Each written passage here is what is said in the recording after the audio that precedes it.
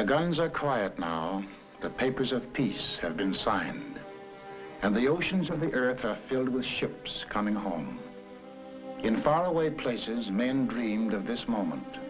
But for some men, the moment is very different from the dream.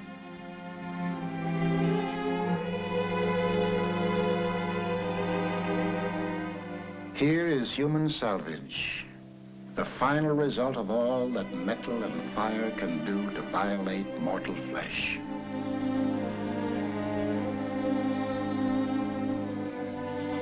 Some wear the badges of their pain, the crutches, the bandages, the splints.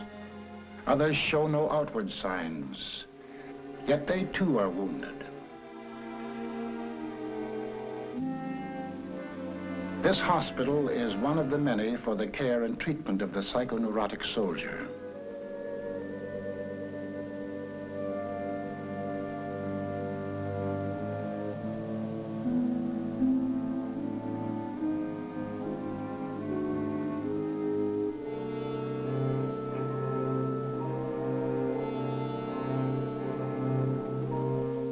These are the casualties of the spirit, the troubled in mind, men who are damaged emotionally. Born and bred in peace, educated to hate war, they were overnight plunged into sudden and terrible situations. Every man has his breaking point, and these, in the fulfillment of their duties as soldiers, were forced beyond the limit of human endurance. At ease, man. On behalf of the commanding officer and his staff of Mason General Hospital, I want to extend a hearty welcome to all of you on your return to the United States. There's no need to be alarmed at the presence of these cameras, as they're making a photographic record of your progress at this hospital from the date of admission to the date of discharge. Here are men who tremble, men who cannot sleep, men with pains that are nonetheless real because they are of mental origin, men who cannot remember, paralyzed men whose paralysis is dictated by the mind. However different the symptoms, these things they have in common: unceasing fear and apprehension, a sense of impending disaster, a feeling of hopelessness and utter isolation.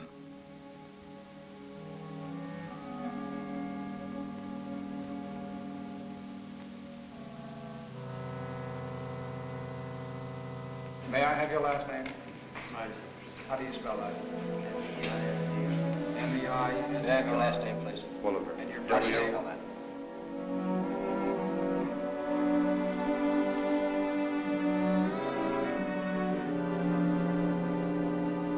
The psychiatrists listen to the stories of the men who tell them as best they can. The names and places are different. The circumstances are different. But through all the stories runs one thread: death and the fear of death. And then after you got wounded, what happened? Same thing, only worse? Seems like my nerves keep getting worse on. They get worse. These airplanes, they bombed.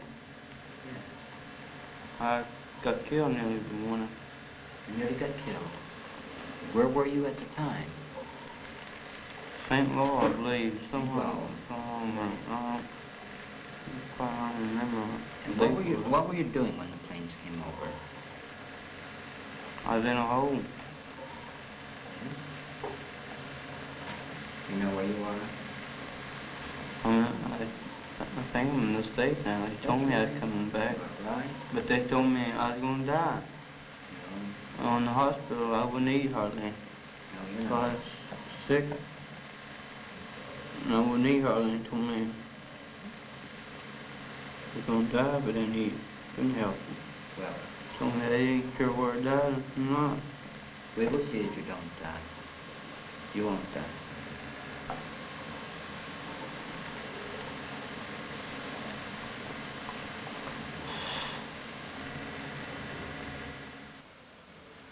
Well, I lost my last buddy up there, Little Norman. He was second scouting. I was first scouting. They was all mixed up there. They were shelling us. Well, did that make you nervous? I should have been first scout. I'm first scout, and I should have been out in front. And he went out, and I started to go out after him, and he got shot.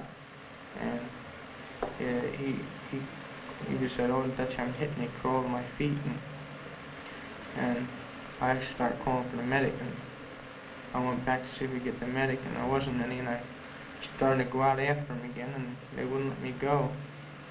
And he was the last one of the original boys that was with me. Him and I were the last two left out of the original. And when you were shelled, how did you feel? I don't know. It's just after Norman got hurt, killed. Why? I was all right when we were moving up or attacked and anything like that. When we get pinned down, I start thinking about him laying back there. And then what happened to you when you think about him? How would you feel? I just didn't care what happened to me. Do you mean you didn't want to go back into combat again? Yes, sir. I wanted to go back. I wanted to stay there. I wanted to keep on for him and all them other guys, John and Stryker and Tex and Pop. And how do you feel right now? I feel all right. Have you been getting along? Well, fairly well, sir. You overseas? Yes, sir. Where? We were in France, and then we went to Germany. In where? France to Germany. And what outfit were you with? I was with Headquarters Detachment, 50th Quartermaster Battalion, Mobile. I see your PFC. At present, sir. You had to go in the hospital. Sir? You had to go in the hospital. Twice, sir. It says here on your record from overseas that you had headaches and that you had crying spells. Yes, sir. I believe in your profession is called nostalgia. In other words, homesickness. Yes, sir. It was induced when, shortly before the war, I received a picture of my sweetheart. Yes.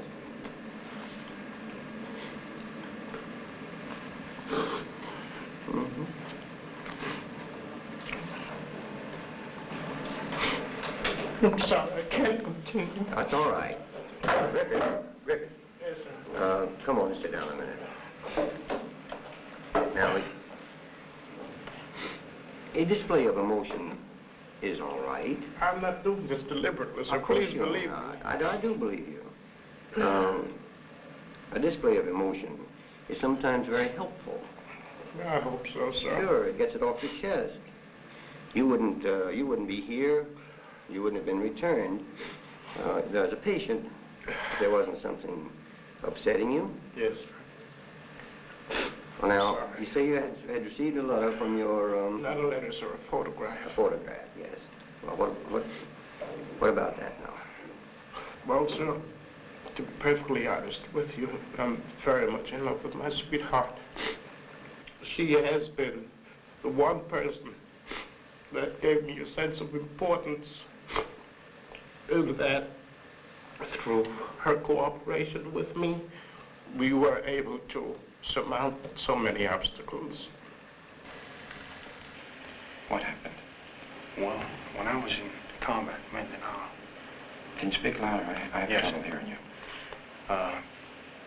During the time, I got worried that my brother, he was killed in Guadalcanal. Oh, the Marine? Yes. Now, I notice in this history here that you saw a vision of your brother. What, tell me something about that. What happened? Oh, I guess it was a dream. Well, describe the dream. What did you see in the dream? I dreamt that I was home, my brother was home, and my other brother was home. We all were home. All of you were home. Sitting around the table. Everybody was happy. And we were laughing, you know, talking, just admiring each other's. And then it ended there. You could see these images clearly. Yeah, They it was were. like in a dream, see. Yeah. What about this Mindanao thing you're telling me about? Well, in Mindanao, after I got that news, I admit I was scared. You were scared. I don't know, sometimes I hope something what happened then again, I say, well, something did What happen. do you mean by something happened? You mean you were hoping that you'd be wounded and sent back? Is that what you mean? No. What do you mean by that? I meant that I hoped that I just, you know, I was so disgusted and tired of everything. I just didn't feel like living. And then I changed my mind and I think back to my folks, and it'd be a double blow if something happened to me. And I'd be standing guard, sitting on a machine gun there, just watching. You know, I'd hear a little noise and I'd let go, shoot. It wasn't nothing, probably was an animal or something. Any noise made you upset and you just shoot? At that time, yes. Well, do you feel worried about anything now? I don't know. Are you mixed up? Kind of. What's that pin on your shirt then? My heart. Well, why do you cover those up? Aren't you proud of them? Yes, sir. You got a Purple Heart? Your campaign ribbons? Yes, sir. Well, why do you cover them up? Now, there must be some reason for you doing that. Well, what happened over there? Well, we got in a scrape and I was in the house there. Just got off of guard duty and it was Friday the 13th and we were sweating it out all day. And patrol came up, German patrol, and they shot a Panzerfaust through the wall. Well, And what?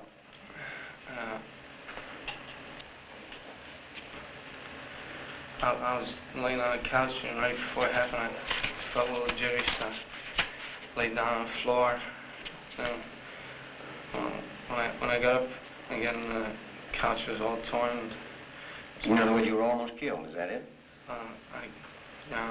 Most of them was gone right over my head. Do you feel conscious, are you aware of the fact that you are not the same boy that you were when you went over? Do you feel changed? Yes. In what way? More jumpy. How about with people? I used to always like to have fun now. I used to always be going places. I don't like to do nothing no more. How long were you overseas?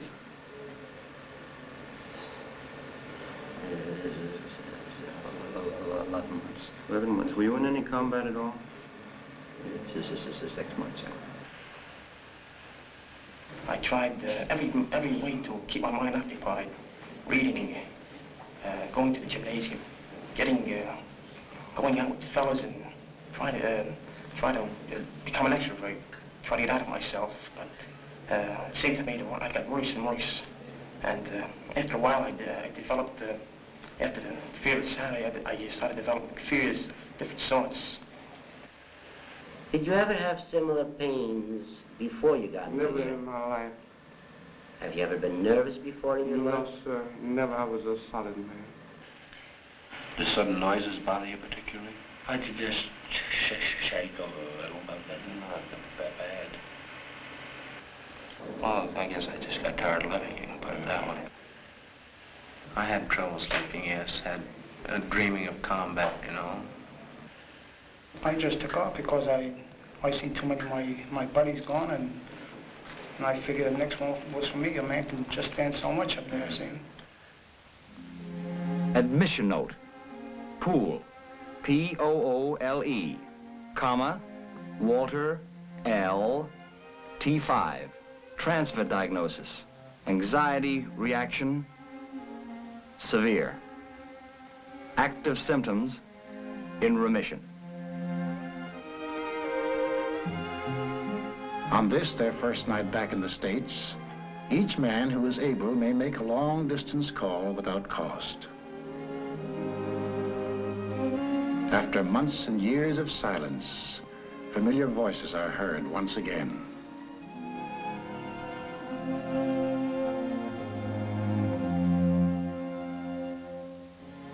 Then each man makes for himself a small home, which will be his for the 8 or 10 weeks to come.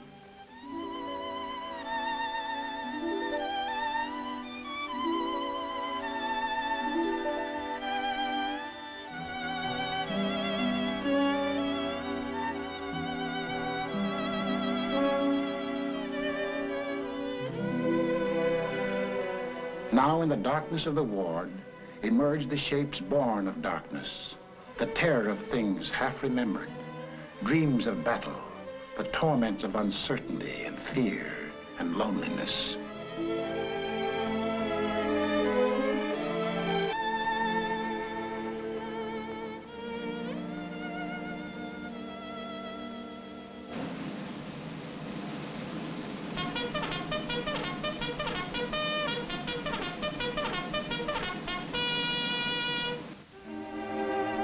The day begins with an early morning ward inspection.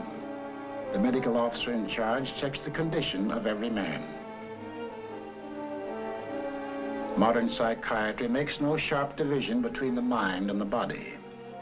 Physical ills often have psychic causes, just as emotional ills may have a physical basis.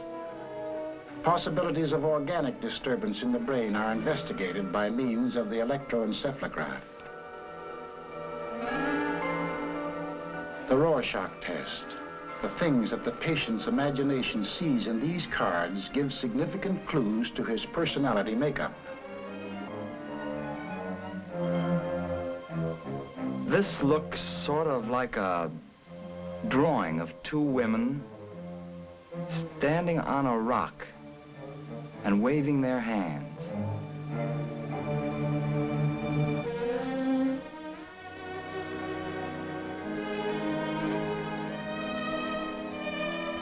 This man suffering from a conversion hysteria requires immediate treatment. Organically sound, his paralysis is as real as if it were caused by a spinal lesion, but it is purely psychological. Well, just sit him up about the middle of the bed there. I feel pretty good, huh? That's fine. Now sit yourself over there.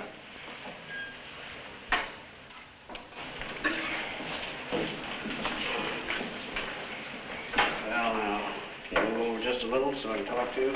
Yes, sir. Now, what is the trouble? You think it'll be what's that? That's nerves, yes, they make me flinch like that. I see. How long has that been going on? Since Friday. Friday night. Come on suddenly or gradually? Suddenly, sir. How? Well, I started in the afternoon with crying spells. Mm-hmm. And felt something funny in my shoulders here. Back bothered me. I started crying. I lost control of my legs and my arms. Was there any reason for crying spells? I don't know, sir. Anything happen at home to bother you? Well, my mother's been ill. She has been ill. That's right. Does that worry you a lot? Quite a bit. Well, now, has this got anything to do with your mother's illness? Any reason why you should have that kind of reaction? No, sir, not that I know of. Unless my mother's illness might have brought this on. I tried to hold in while it hurts, but... I see. You've just been holding these things in. That's right, sir. No way you can control this at all? No, sir. Well, now, we're going to have to help you do that, of course. Let's take off this jacket here. Just slip that off. All right, now lie down on the bed. My shoes. Right, now we'll leave the shoes on so you can walk in them. I think we're going to get you walking. Let's come over here. That's the boy. That's fine. That's good. Now you lie steady. Lie steady. That's the boy. This is all going to go away as I give you this medicine. No bother at all. The method employed here is effective in certain types of acute cases. An intravenous injection of sodium amytal induces a state similar to hypnosis. What a torpedo that is. You mind if I look this way? You look that way. There's nothing for you to watch here, but you're going to talk to me as we go along. Yes, sir. That's all. Now, you're not going to feel much of anything else. You're going to feel a little bit woozy. The use of this drug serves a twofold purpose. Like hypnosis, it is a shortcut to the unconscious mind. As a surgeon probes for a bullet, the psychiatrist explores the submerged regions of the mind, attempting to locate and bring to the surface the emotional conflict which is the cause of the patient's distress.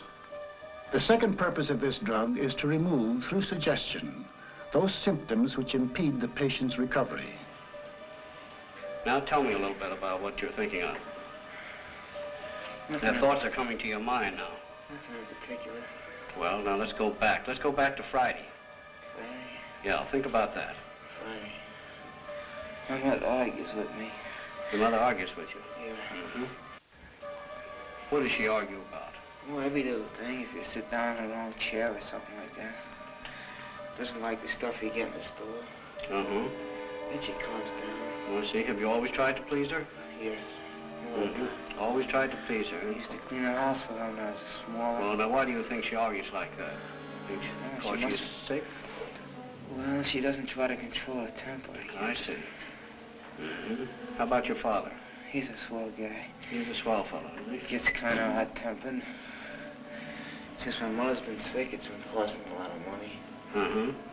And he's lost a lot of weight about worrying. I see. My mother argues with him. She wants to know where the money is. But I don't care about that as long as everything turns out all right. Well, now, this jumping, what does that make you think of? Think about it a minute. I can't help it. It just jumps. Uh-huh. How about the legs? Do you know anybody who had any trouble with their legs like that? No, sir. And what does it make you think of? Go on. Except several years ago, there was one fella. He had something wrong with his right leg.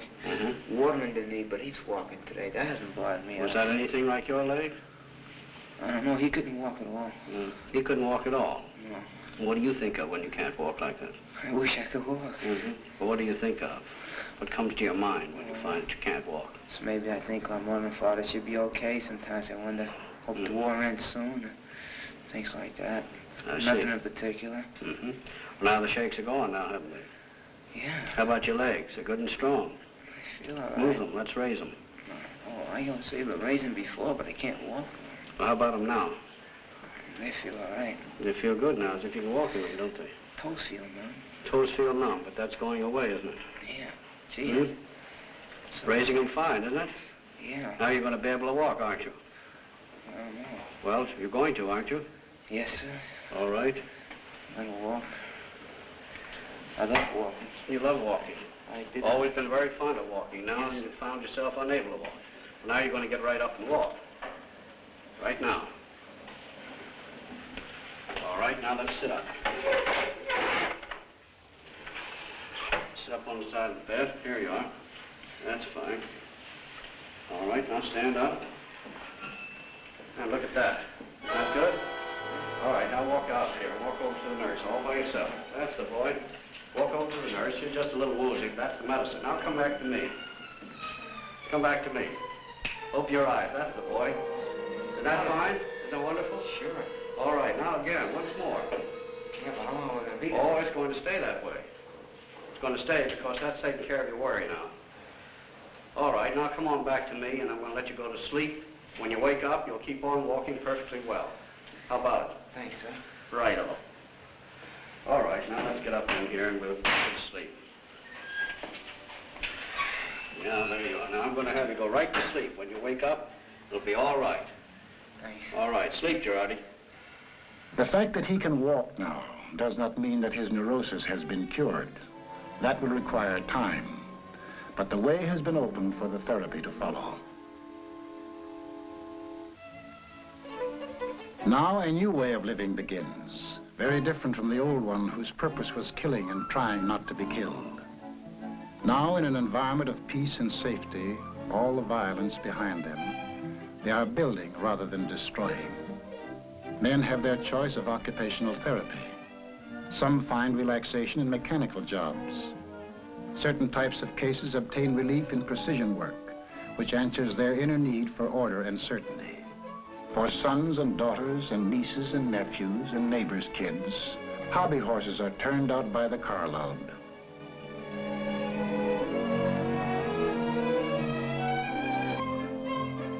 Physical reconditioning is not the only purpose in sports, which also serve to bring men out of their emotional isolation and back into group activity. One of the most important procedures is group psychotherapy. Here, under the psychiatrist's guidance, the patient learns to understand something of the basic causes of his distress. As one of a group, he also learns to understand that his inner conflicts are, with variations, common to all men. And I think of it a little bit like this. We want to get you out of your own feeling of isolation, to get you to feel that you are like other people. In order to get to that, We have to use knowledge as one thing, and something else which has to be added, and that is an experience of safety. You could say it is almost the core of all our treatment methods. Development of knowledge of oneself with the accompanying safety that it brings. I'd like to see if we can get some illustrations of how one's personal safety would stem from childhood safety, and how the childhood safety itself would stem from the parents' safety. In my illustration is that as a child, whenever I underwent any experiences that were frightening to me, I never told my parents. I kept it to myself. While I was alone at night in my room, I'd call on God. So if I had done anything wrong that I was ashamed of, I was ashamed to go to my parents and tell them what I had done. So I kept it to myself. And I used to be in constant fear that my parents would find out my feelings. Well, I wonder if there's any of your mother's troubles that you would know about. No, my mother never gave any of the children any part of her troubles. Well, that would be the same thing that happened to you. She didn't tell her troubles, and you didn't tell yours. You took your troubles to God, and she probably did the same thing. Probably didn't even confide in your father. In other words, the kind of method that you used to get relief from anxiety was really, we'd have to assume, learned and felt right in your home, the same kind of thing. I think it was all caused by economic conditions of the world. I mean, people trying to compete one another, trying to get a better job, trying to keep up with uprising of living, things like that have caused a lot of arguments in the home. Mother and father arguing about the price of the food, and that has a reflection on the children. That's right. Things like that. So I think that was one of the causes of the worst. Not having enough food to eat, or the arguments between them? Both. I mean, there was... Which was the worst, though? Well, I guess the arguments. Sure, of course the arguments. Because I can't remember about the food. There you are. You can't even remember about the food or the lack of food. I have in mind my own childhood. We're coming from a moderate family. Moderate in the sense that the family had some sense of security. What happened there was we were told that myself, my brothers and sisters, we couldn't just play with any of the kids we wanted to play with unless their parents in turn had the equivalent of what our parents had. And as a result, we were kept in a narrow circle, very, very narrow. However, I have found that there has been a strong yearning on my part to break out of this environment, to be able to play with Tom, Dick, and Harry. I'd say the net result's like this. Your mother did not feel really so superior. She felt inferior when she tried to make you take the attitude you were better than the other children. So that now, in certain experiences in the Army, have brought that out more clearly because you've been thrown in with Tom and Dick and Harry and need to get along with them. It's not necessary to be in the Army. It's not necessary to be in the war. These kind of troubles have always gone on in all time, through all the centuries. You were going to say something. I never spoke until I was 7. Is that right? Yes, sir. And I studied very bad. At 14 and 15, I couldn't recite in school. Today, I'm able to talk. Can you explain how you get started to talk? How you began to get over that? During the war, the first word I ever spoke, Santa Claus had brought me a war gun, and my brother broke it. This is the First World War, yes? And so, Santa Claus brought the gun and your brother broke it. Yeah, when I went in to get my gun, I just says, war, death. Somebody broke my gun. That was the first thing I said. You were angry because someone broke your gun. So that's where I started talking. I would say all those symptoms, like being unable to speak, stuttering and so on, they have an underlying anger and resentment in the deeper parts of the personality. You could almost say it like this. Underneath I can't, you usually find I won't. Captain, on Okinawa, I was stuttering too about 3 weeks. And as soon as I came here, I'm here a month now, I stopped stuttering. You've stopped studying completely since you came here? Yes, sir. Well, that's good. I don't know whether that's a tribute to the doctors or a tribute to your fundamental health. It's to my fundamental self. No tribute to the doctors at all. Very good. Some patients require special therapy. Hypnosis is often effective in certain types of battle neuroses, such as amnesia. This man does not even remember his own name. A shell burst in Okinawa wiped out his memory. The experience was unendurable to his conscious mind, which rejected it, and along with it his entire past. Through hypnotic suggestion, the psychiatrist will attempt to evoke them. Relax completely and put your mind on going to sleep. All right, now keep your eyes on mine. Keep your eyes on mine and keep them fixed on mine. Keep your mind entirely on falling asleep. You're going to go into a deep sleep as we go in. You're going to go into deep sleep as we go in. Now clasp your hands in front of you. Clasp them tight, tight, tight, tight, tight. They're getting tighter and tighter and tighter, and as they get tighter, you're falling asleep. As they get tighter, you're falling asleep. Your eyes are getting heavy, heavy. Now your hands are locked tight. You're locked tight. They're locked tight. You can't let go. They're locked tight. You can't let go. When I snap my fingers, you'll be able to let go. When I snap my finger, you'll be able to let go, and then you'll get sleepier, and your eyes are getting heavier. Now your eyes are getting heavier, heavier, heavier. You're going into a deep, deep sleep. You're going to a deep, deep sleep. Deep asleep, far asleep. Eyes now closed tight, closed tight. Going to a deep, deep sleep.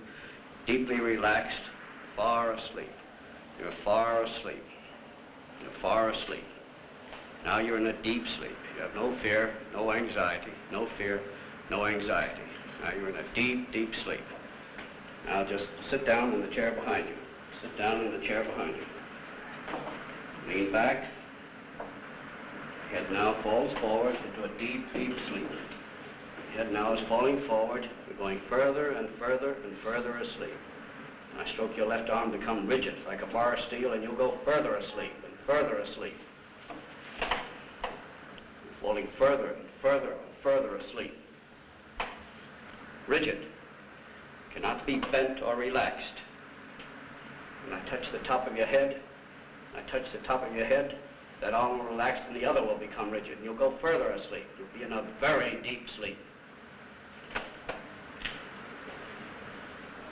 And your sleep is deeper and deeper. Now when I touch this hand, my finger will be hot. When I touch this hand, my finger will be hot. You will not be able to bear it. Your arm is rigid. And now, as I touch your hand, you will no longer feel any pain there. It'll be normal. Now the arm is relaxed and you're further and further and further asleep. Now you're deep asleep. We're going back. We're going back now. Going back to Okinawa. Going back to Okinawa. You can talk. You can talk. You can remember everything. You can remember everything. You're back on Okinawa. Tell me what you see. Tell me. Speak. I'm in the battery area. You're in the battery area. Go on. Tell me what's going on.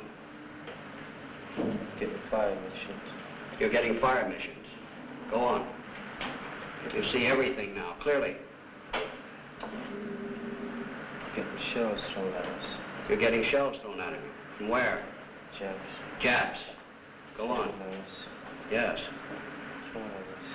Keep on. You remember it all now. Every bit of it's coming back. Japs getting near us to get our position.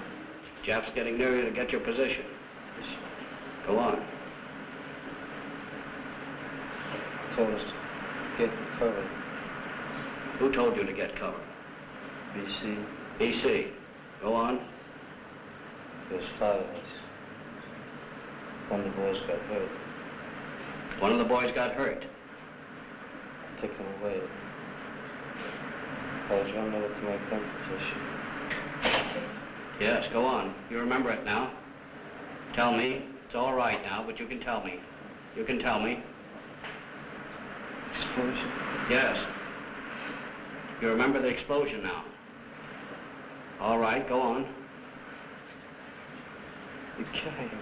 They're carrying you. Who's carrying you? I don't know. Where are they taking you? Carrying me across the field. Across the field. Go on. Put me on a stretcher. Yes? Yes? Go on. They're still throwing shots. Yes? Can you hear them? Yes. You see them? No. All right. Where are they taking you now? Put me in a truck. Hmm? Why are you fearful now? I'm over it. You don't want any more. You want to forget it. But you're going to remember it because it's gone now. It's gone. You're back here now. You're away from Okinawa. You've forgotten it. But you remember who you are now. Who are you? Dolly. Dolly, that's right. Full name now. Dominic Dolly. Dominic Dolly, that's right. Hmm? You know your mother's name? Isabel. That's right. Father's? Salvatore. That's fine. You know who they all are now. All right, now you're coming back with us. This is going to stay with you. You're going to remember it all. You're going to remember about Okinawa. You're going to remember about the shells and the bombs, but they're gone. You're at ease and relaxed. There's no fear, no anxiety. When I wake you up, you'll be comfortable and relaxed, no pains and no aches. But you'll remember all that I've told you. All that you've remembered. You can wake now.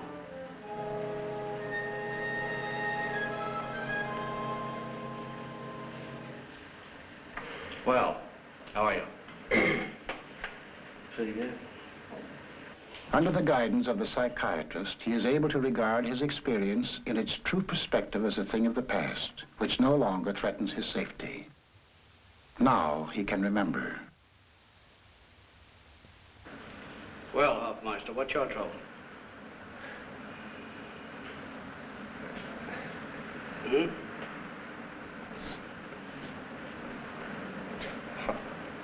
Hard for me to get my words out. Yeah, it does seem to be a bit tough. How long have you had that trouble? It started about a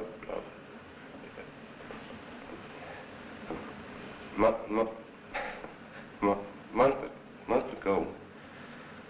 Where were you then? I was in France. In France? Have you been in combat? Yes. Well, maybe we can help you talk a bit better and you can tell me more about it then, right? Let's lie down and see if we can help you on that.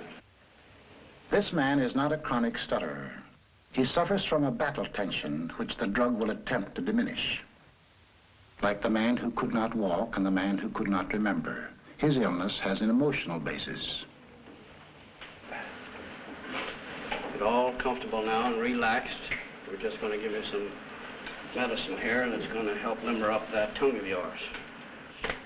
Now, this is going to make you feel a bit groggy.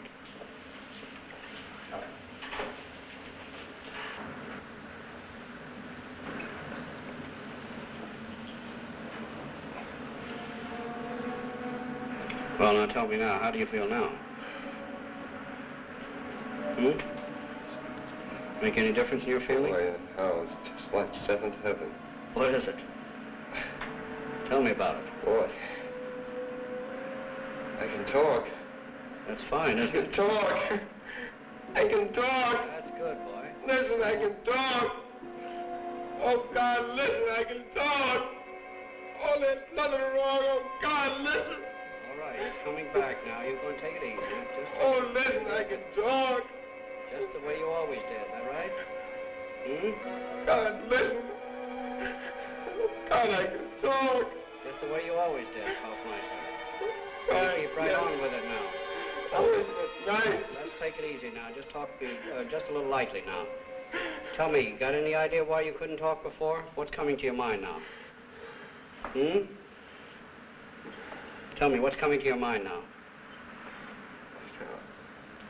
What is it in your mind when you couldn't talk? What is it that stopped it? Something came through there and stopped it. What is it now? Think quickly. Think deeply. Let's go back. When was it you lost your speech? You had your trouble talking. Go back quickly.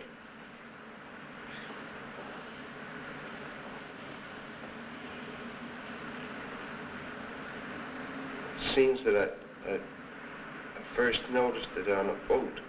On a boat? Coming over. It first started with an S. And the fellas laughed at me. I don't know why they laughed.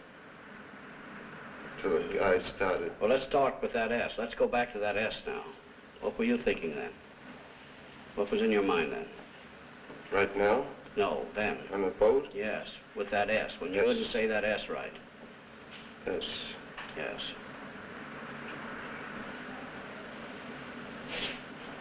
The port side. Port side? Port side. Mm-hmm. Port side of the ship. What side's that? That would be the left side. Left side, that's right. Yeah, I remember it. Uh-huh. Because we were up there that afternoon and we saw the fishes. And we had some flying fishes. And I came down and he said, I was telling the fellow underneath me about the ports that I had seen some flying fishes on the port side. Mm-hmm. He tried telling them about the flying fishes, and he stumbled over the S sound, and the fellows laughed at him. Think hard. S. S. What does S remind him of? S. S. He remembers. It is the sound he fears, the sound of death in combat.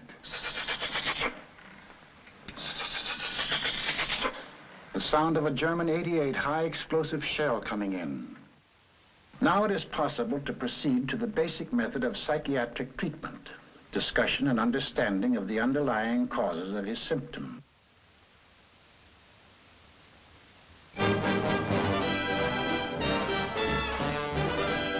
As the weeks pass, the therapy begins to show its effect.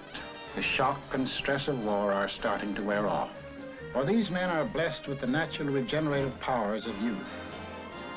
Now they are living less in the past and more in the present. Sometimes they think of the future. The war years must be put aside and the responsibilities of peace must be considered. A man might open a filling station or a hardware store, or he can buy a few acres of land and raise some chickens. He might even go back to school.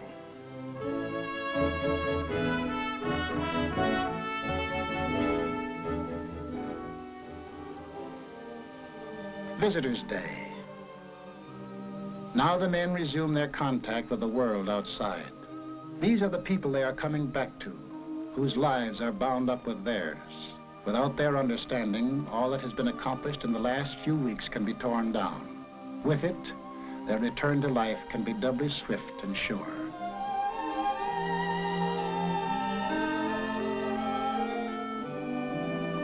Classes in group psychotherapy continue. The men are thinking of themselves in relation to society. How will they fit into the post-war pattern? How will the world receive them? You fellows have had an opportunity to be home with your family since you've returned from overseas. Have you noticed any change in the various members of your family toward you, in their reactions toward you? Well, I found out after 4 years of absence that it only took me the second day to be really relaxed, and I was right chummy again with my dad, and talked about the old neighborhood and the new changes. I don't know, it surprised me. Do you feel that your family has to be taught how to treat you when you come back? No, absolutely not. How do you want to be treated by your family? The same I was treated before I went into the service. No difference. You don't want to be treated any differently? No. I was talking to one man, and I said, what do you think of us fellows that come back with psychoneurosis, anxiety state? And I says, you can see that we're not crazy by any means. And He says, well, before I come out here to see, he says, my first impression was like in Bellevue. He said, fellas from the last war, they're completely maniacs. He said, that was my first impression. And I'm wondering if, the great percentage of the people are going to be like that when we get out. That is a common concern among servicemen who have developed nervous conditions during their stay in the Army as to what the public is going to think about them. Undoubtedly, there will be people on the outside who won't have any understanding of the condition, who may think of it as being a rather shameful condition. That's why we're having an educational program, trying to educate the public into understanding. Unfortunately, most of you fellows have gone through some very severe stresses in the Army. Stresses that civilians are rarely subjected to. In civilian life, you can avoid serious stresses. If a civilian, the average civilian, were subjected to similar stresses, he undoubtedly would have developed the same type of nervous condition that most of you fellows developed. All of us have our so-called breaking point. And a survey outside showed that civilians, on the whole, were more nervous than soldiers. On Park Avenue, for instance, where some of your richest people live, most of the patients are people who suffer from nervous disorders, and if the doctor won't give them a pill, why, they'll go out and say, well, he's not a good doctor. So therefore, they're given pills, and they take them at home. They take these pills at home because the hospitals are too full. If the hospitals were empty, they'd be in a sanitarium or so forth. Having been through a number of these discussions, like the other men have, I know that we have learned the basis of how we've gotten nervous. Some of us through combat, and some of us by not being in combat. And I think, and I'm sure that we have a better understanding of our conditions. And I'm pretty grateful of being here at Mason General Hospital, like a lot of fellas are. I just so happens I couldn't walk, and they made me walk. I couldn't walk when I arrived, and I was here 24 hours, and they made me walk. I feel pretty grateful for getting my limbs back. But that isn't my driving that. It's that I know that when I get out of here, and the other fellas do too, that we're going to try our best to make ourselves as best we can. And we feel more confident in to grasp this nervous situation that's come about us. And we want to show people that we can do things on our own on the outside, whether we've been in the hospital for nerves or mental or wherever we've been, whether we lost an arm or a leg, that we can be just as good as anybody else. All I want is that they give us a chance to prove our equality like they said they were. I hope they keep their promise. That's all I hope. Would you make it a point to tell your employer that you were a psychoneurotic? Well, if he's an intelligent man, which most well-known employers are that own large concerns, why, he's going to react the same as any other normal human being would. He's going to say it's absolutely possible. And the man right now looks all right. I'll try him out. But you may run into employers who are not that broad-minded or intelligent. Yes, sir. And I'll sell myself to them. How about you, Hofmeister? Do you have any plans about jobs, or do you have any fears about getting a job? Or No fear whatsoever. I've got my job waiting for me, sir. You have your job waiting for you. I think it comes down to this, doesn't it? That most of you fellows feel that you ought to be honest with your employer, that you have nothing to hide, nothing to be ashamed of. Yes, isn't that the general attitude? Yes, sir. That's the way all feel. Your time in the service was not entirely wasted. You have learned a great deal in the service. For instance, a great many jobs and tasks that you've learned to do in the service that you have had absolutely no contact with in the past. You've also learned to work in groups, something that every soldier learns to do very early in his military career. This definitely will be of much value to you in your future civilian employment.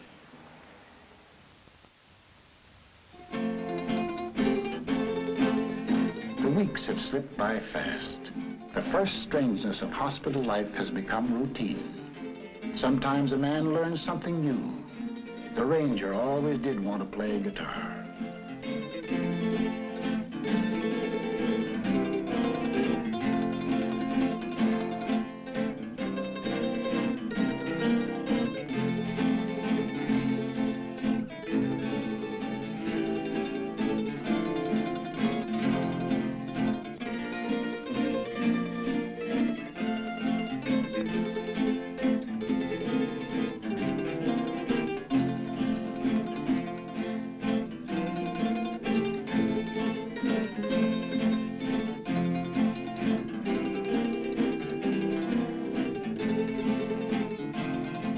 now the days begin to seem long.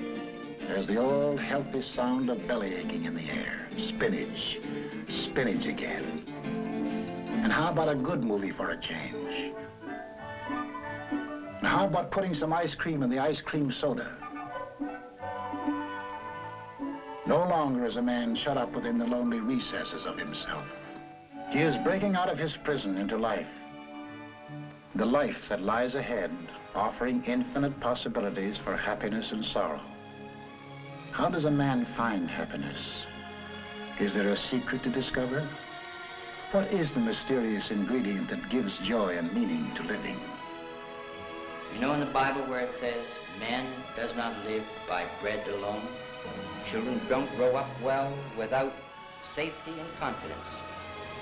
If that wasn't in one's childhood, in growing up, you could say, now there was something missing during all that time. And the next question is how to supply it. And it does need to be supplied.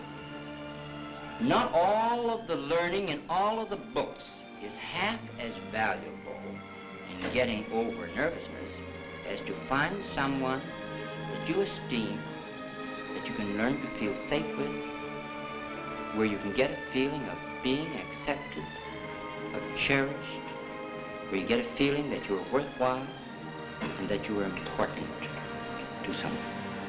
You could say, the feeding that you didn't get, that's something more than bread, when you were little, you still need to get it. You still need to be fed with acceptance and to find the safety. In other words, knowledge alone is not enough.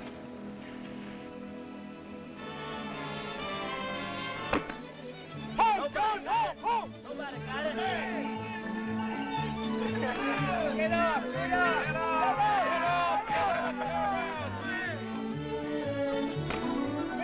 8 weeks have passed. What about these men? Are they ready for discharge? How complete is their recovery?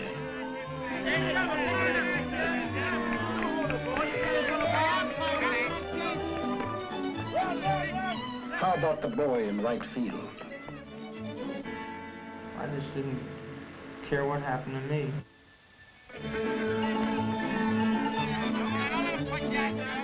How about the kid at bat? Foxhole was covered by dirt. And I was covered up for 29 hours afterwards till they found me.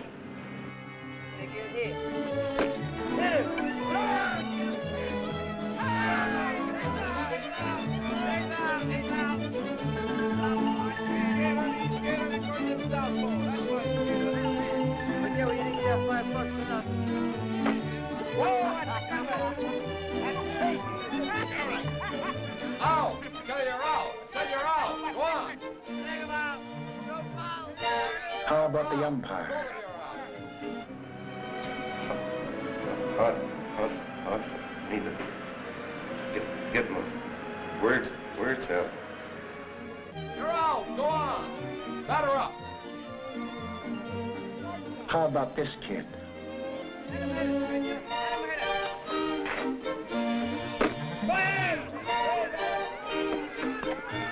How about him?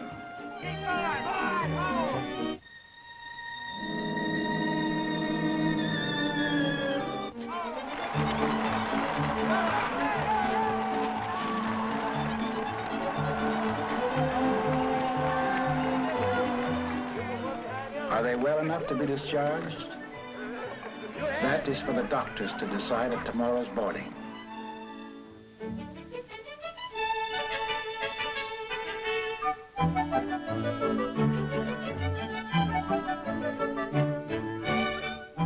The answer is yes.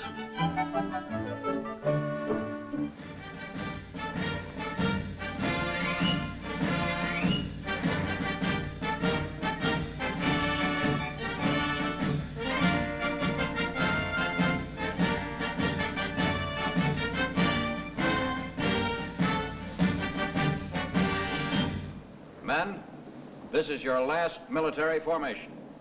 Today, you're returning to your homes, your families, and friends. Many of you have been looking forward eagerly to this day.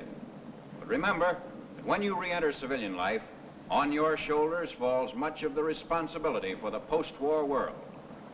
May your lives as civilians be as worthy as your records as soldiers. Good health, good fortune, and Godspeed.